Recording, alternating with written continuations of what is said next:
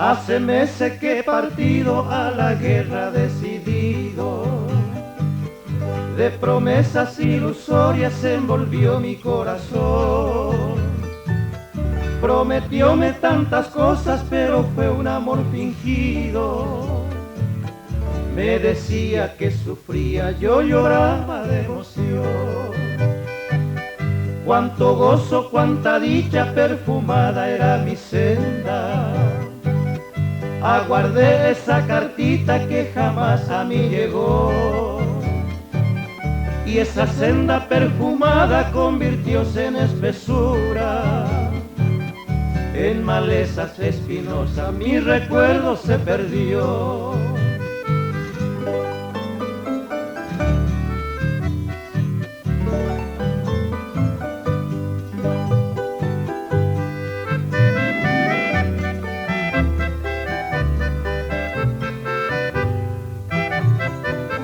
Hoy ambulo cabizbajo sin saber lo que es dulzura, pues las mismas avecillas ya me privan su canción.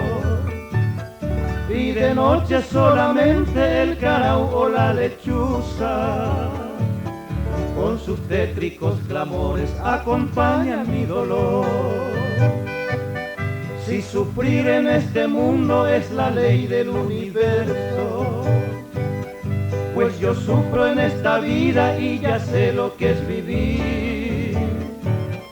A mi suerte me resigno, seguiré el sendero incierto, y a mis ansias ya postré, dejaré ya de sufrir.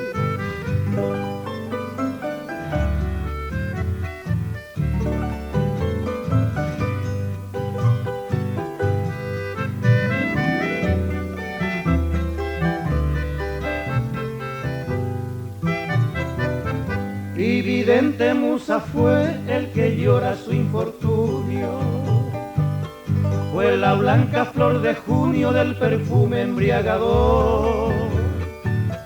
Yo libaba ese néctar de la linda flor de caña y saltaba entre sus ramas cual un tierno picaflor. También antes las estrellas me brindaban sus fulgores, extendía el sol, la luna, sus reflejos por doquier.